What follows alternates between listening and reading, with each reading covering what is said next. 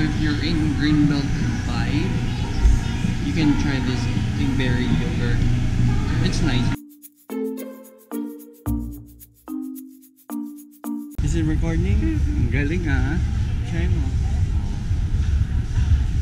Dito tayo. Saan tayo ngayon?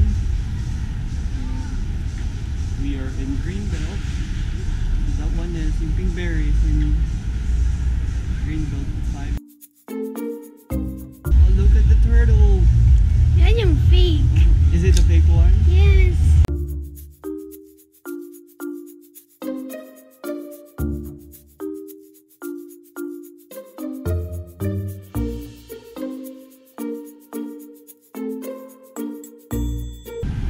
How do you make it look up?